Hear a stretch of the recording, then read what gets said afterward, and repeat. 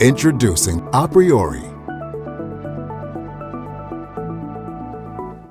John Allen, I represent the enterprise and infrastructure portion of Jabil, and give you a little background on myself. I cut my teeth straight out of university on telecom switching racks, the big refrigerator size, 900-pound steel structures, welded, dipped in those awful plating chromates of the time. And I was the young engineer in a factory of older engineers, and I started asking some really tough questions of the senior engineers, things like, why do we not get to see this design until we have to do it? You know, why are these designers in Naperville or wherever it may be doing all this work and sending it to us and telling us we have to stay up all night figuring out how to put it together? Why does the factory not get to talk to the designers? And little did I know that those simple questions would change my life from being destined to be an industrial product manufacturing expert engineer working on a factory floor to essentially 25 years plus now of design for assembly, design analysis, make the better product, cost a better product, decide how to form that relationship. And a lot of what I'm going to talk about today will be that relationship. And I may even go one step further back than Joe did in terms of the relationship between a designer and supply chain. And we'll talk to some of that in this presentation today. And I did recently, just in the last year, make a change from 21 years at a single EMS company into a different EMS company, being Jabil. And the reason, I've been asked a lot of times, well, why did you do that? And I did that because it gives me an opportunity now to move into a design team. And I'm trying to now put into fruition a lot of the concepts and issues and topics that I've spent my career wondering why it didn't happen. As a corporation, we're in multiple markets, many different capabilities. But important to today's discussion is the innovate, design, plan, make, deliver, and retire. So throughout the years, Jabil has grown from a contract manufacturer such as it is to a company capable and quite proficient across the entire design cycle. In terms of global manufacturing, we do have locations throughout the world, a lot of them. We have 50 years of know-how, 1,600 capabilities, and 330 brands, top brands that we work with and service. So enough of that. I want to start today with talking about target costing. And so as I worked on this presentation, I kind of knew what I was going to talk about before I knew what the subject was of the meeting. So I had to work backwards from that. And as it come to find out, I pulled up product cost management on our good friend Wikipedia and learned that product cost management is a set of tools, processes, methods, and culture used by firms who develop and manufacture products to ensure that a product meets its profit or cost target. Then most importantly to this conversation, there is not an agreed upon definition for product cost management or an agreed upon scope. Some people argue that product cost management is a synonym for target costing. And target costing is what I'm here to talk about today. So target costing is an approach to determining product's life cycle cost, and it basically is the product of a viable product in the marketplace. So recently, as I've looked to deploy target costing in Jabil, one of the things I've had to do is simplify the process so I can stand back from that and determine the best way and to educate folks within Jabil on how this does need to be done. And so for purposes of the conversation today, I'm going to use the 3 sections of a product here that's about, one would argue, at 50,000 feet: the business piece, the design piece, and the supply chain / manufacturing piece. And by the business piece in this case, I'm talking about the architects or those folks on the very front end that are creating the vision for the company. What is it that we need to do? What does that product need to do in the marketplace? What will differentiate that product? And we'll talk more about that. In the design realm is where the innovation to meet the spec comes from. It's where the detailed design happens and where the product is actually validated. Will it work? Can we achieve, as a group of designers, the vision that the architects have laid out for us? And then finally, in supply chain / manufacturing, the availability, the sourcing, and the viability of that product. And so what's interesting here is I spent most of my career in the manufacturing side, in the EMS business, traditional EMS from 99 to 2018, early 2018. So more recently, I've gotten to move back into the design piece of this. So if we look at this, first comes a spec, right? The guys at the business unit, the business office create a spec. They hand it to the designers, and the designers take a whack at it. And then here comes the interesting thing to me. It's not until typically that the designer sends their design to the factory that somebody starts to think about cost, that somebody actually puts a quote package together and sends it out. Now, it could be at EVT, DVT, PVT. I'm not talking about that, but I'm talking about, it's amazing to me that a design can get from point 1 to point 3, and it's not until point 3 that they start to talk about the actual cost of this beast. And this is what I refer to as a linear design flow. So if we look at this slide, it's the but slide. And this is John coming in with this years of experience saying, but wait. Who casts the biggest shadow? And many of us in this room, particularly those that have worked with DFA in the past or designed for assembly throughout the early 2000s, have seen this chart in some form or another. I had to look hard to find a version of it that wasn't specific to a particular company, but I finally did find that. And what we see on here is that it's pretty well understood that 70% of a product's cost is determined by that product's design. Not particularly by its capability, but by its design. And then if you get off down in here to the material, labor, and overhead piece, what you'll come to learn, and I've been pitching this for a while now, is that the lean transformation and all of the lean work that was done a few years back focused primarily in the labor and overhead portions, which to my way and based on this slide says that the best you could hope to do is work on pulling a percentage out of less than half the cost of the part to begin with. So what this tells us, in my opinion, is design choices drive 70% of a product's cost.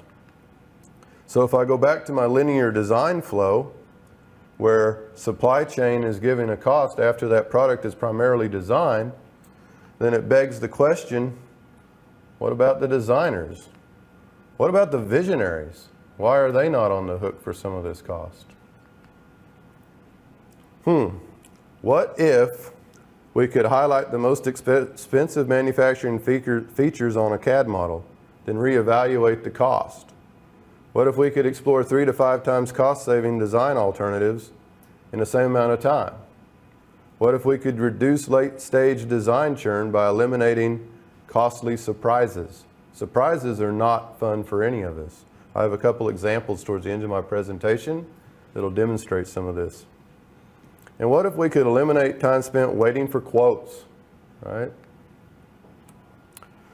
Time for a new way, time to reconsider the process. We saw a version of this a little earlier in the presentation, but you got this group of visionary business folks out talking to the industry here in Silicon Valley, rubbing elbows with the likes of some of you in the room, and they're coming up with some ideas on what it is that a company like Jabil could do in the ODM space to create a white box solution. They're tossing around some things, making some great agreements, and then they're throwing it over the wall and saying, hey, designers, here's a PRD or a spec. Come up with something. We need it in a week. We're going back to these guys. We're going to seal the deal. These guys throw something together. You know, they come up with a design concept, 2, 3 maybe. They send them over the wall to supply chain, say, all right, what's next? All right?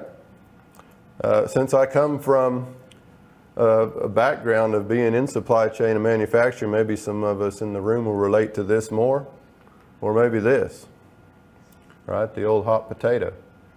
I don't want it, you take it. No, you take it. It's your fault. Your design's no good. Now your cost's no good, and back and forth it goes. These guys are still drinking coffee and having bonbons, right? So what's the answer? What's John Allen's process answer? Interactive collaboration.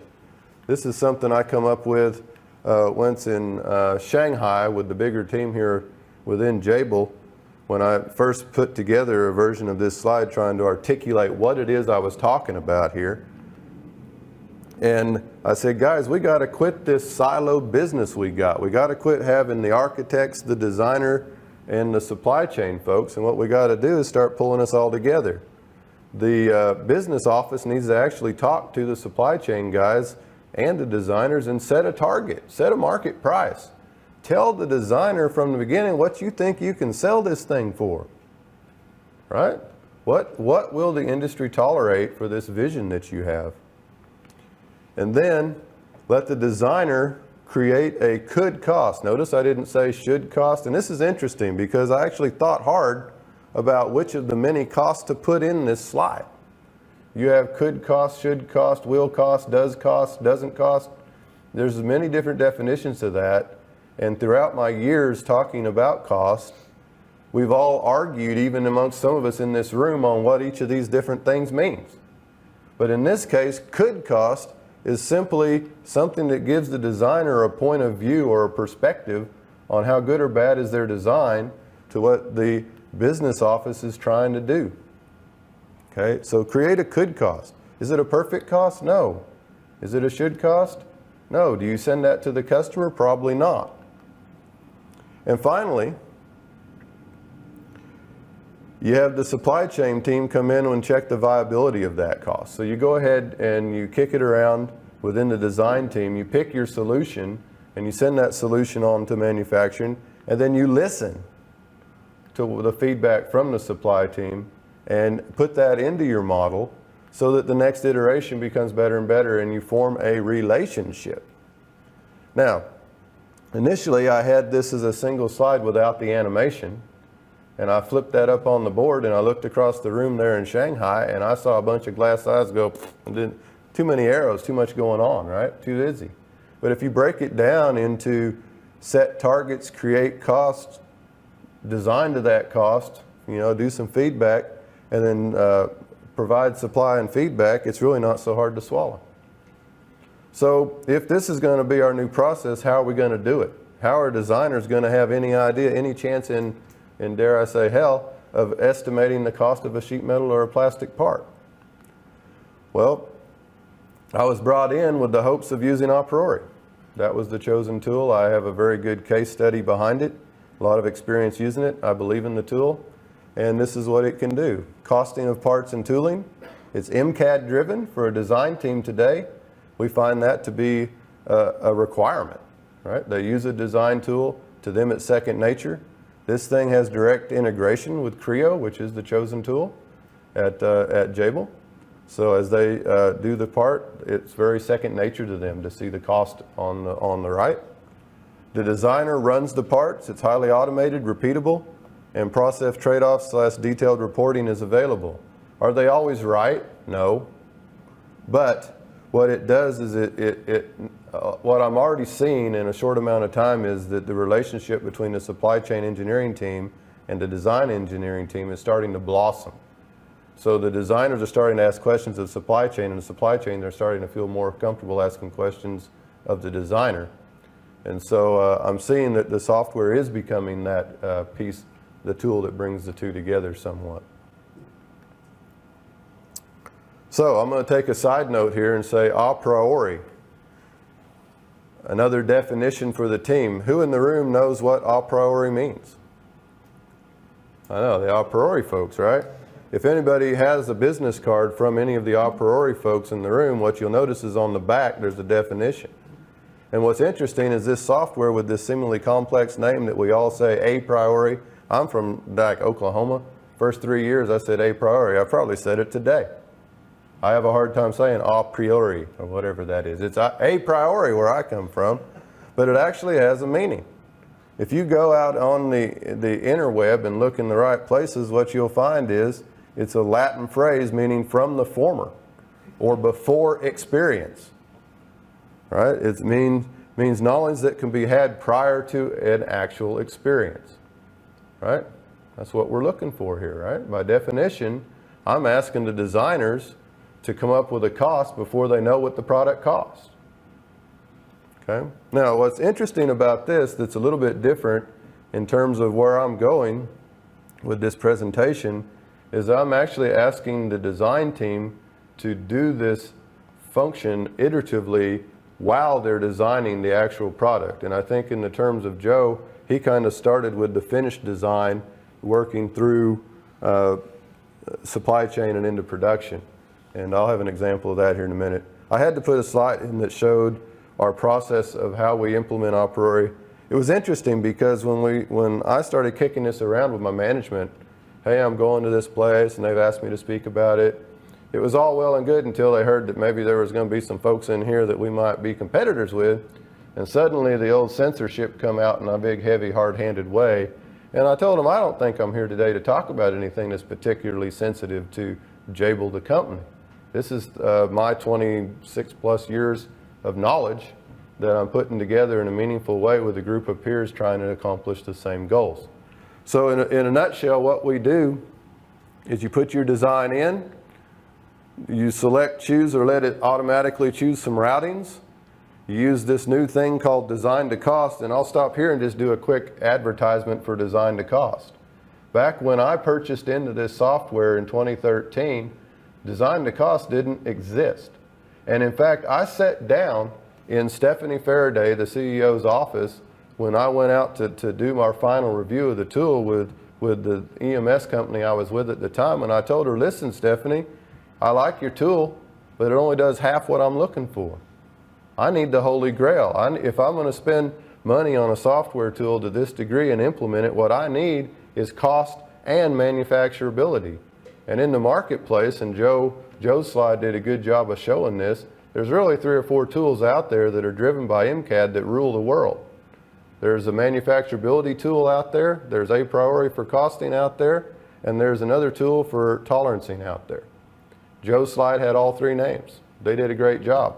They came to the exact same solution I came to, but back in 2013, there wasn't a solution that had tolerancing, manufacturability, and costing under one roof.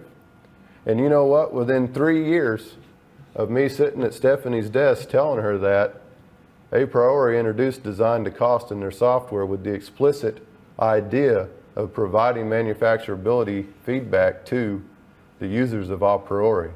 And you know what? That wasn't by a happenstance that happened. What that means is that Stephanie listened to me, the voice of the customer, and probably many others. I'm assuming Joe's team at the time probably had the same discussion. But my point being that I have never worked with another software vendor that has ever listened more intently to what I had to say and acted on it. So design to cost is new. It's still growing. It's not there for every process group. But today for plastic parts, it will tell you where is it thin, where is it thick, what doesn't have draft, what does have draft. It will give you a look into what is driving the cost of your parts. It's only going to get better, folks. Down here in the recommended tooling, a big part of what aPriori does with my design teams is give them some idea of the complexity of their part based on the cost of their tooling. Most of what they design, excuse me, is stage tooled sheet metals. And as you know, depending on the complexity of the stage tooled part, it affects quite heavily the cost of that tooling. So now I get to talk about some results. The interesting thing about this results is it doesn't have any numbers. Okay, I've taken away all the numbers, I've taken away all the part numbers, I've taken away a lot. But I think it tells a good story, and that's why I left in this slide. This product, the mystical product 1, is a $50 to $100 full sheet metal chassis. It has average volumes, and by average I'm saying around the 10,000 or less a year. Depends on who you are, whether that's average, right? And this slide represents about 3 to 4 months of time. And so I want to point out on this slide, and there's a reason that I showed these 3 times already in my presentation, so you'd recognize them on this slide. You have the architect over here and what I call the expert. Okay, within our system architect team is the expert for that tool, for that part, for that system in the industry. Storage. Okay, we have a storage guy to say. Well, in this example 1, this happened prior to me getting here. What happened was this guy had a dream. He sold the dream, and in his mind he had an idea of what that dream would cost. Makes sense, right? He's the architect. And as it turned out, he would be considered the expert. He threw that over to design, but guess what? He never told them what he thought it should cost. Didn't think he needed to. They're the designers, right? They're going to design it to his spec. It's going to be about this, right? They went off, they did their design. He's assuming things are going good.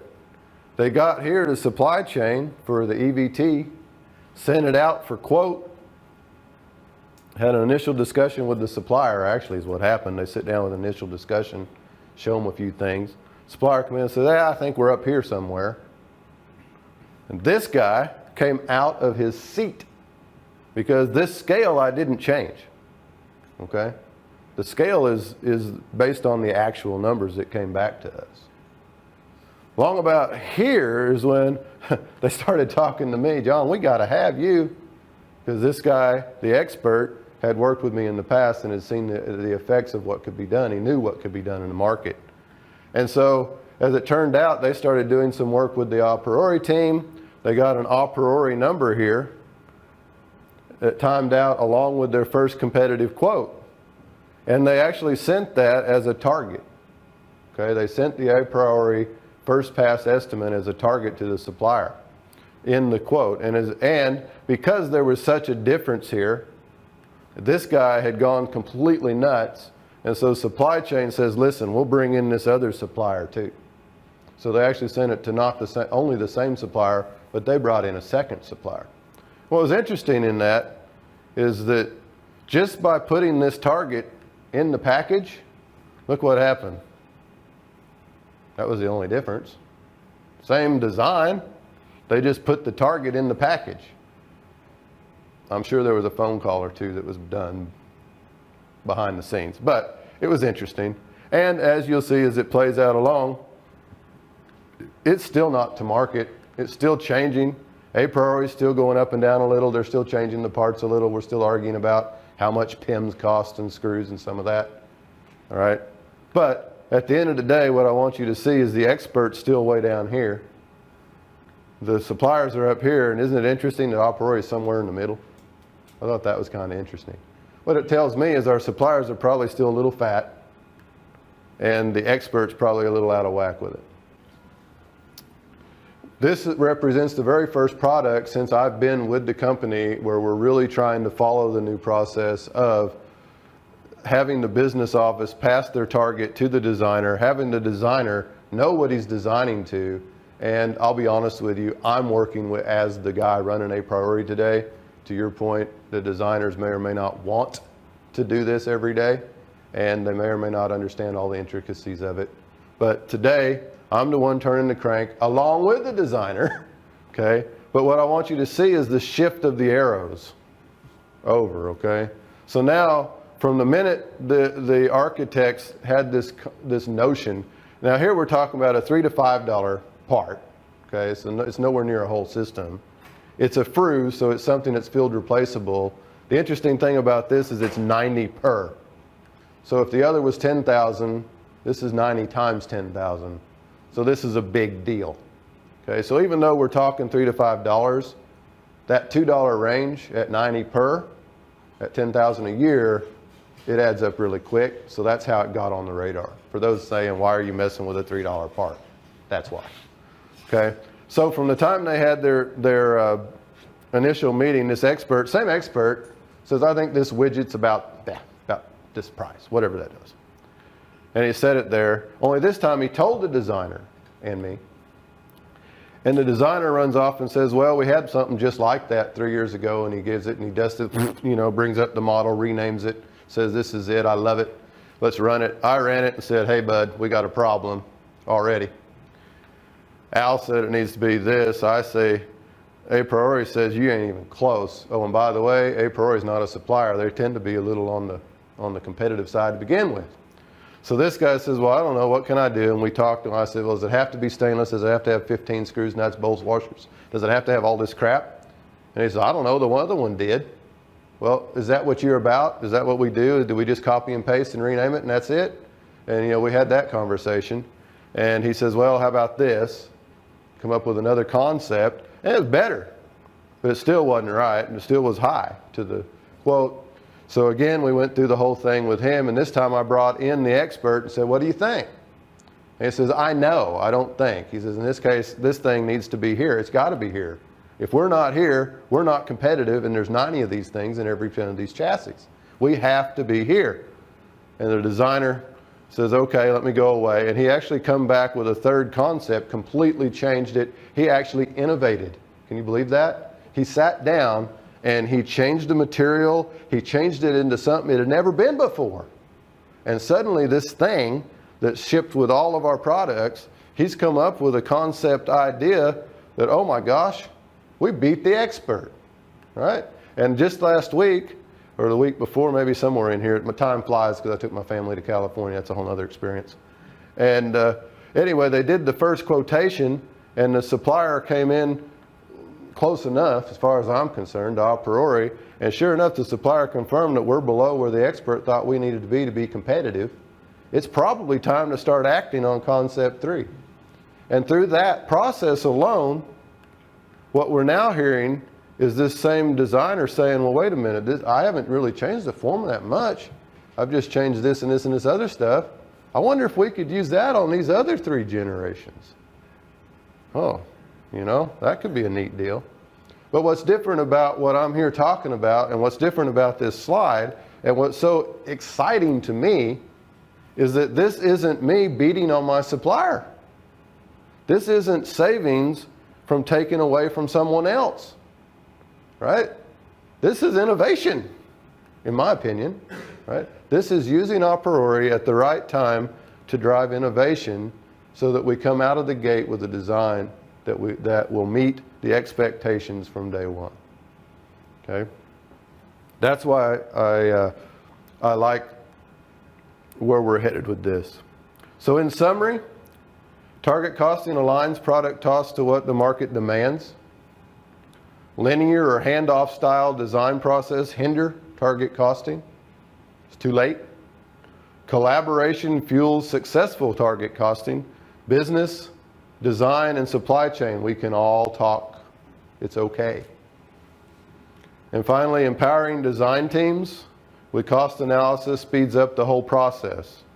So I like to tell folks, I'm this guy. I got some round wheels.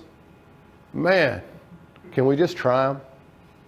Can we just try on the wheels? And as easy as this slide looks, sometimes getting these guys to try the round wheels is not an easy thing to do. So I'm not going to stand here and tell you that I think it is, but I can show you through my results that it does work. aPriori, making profitability and sustainability a reality for a better world.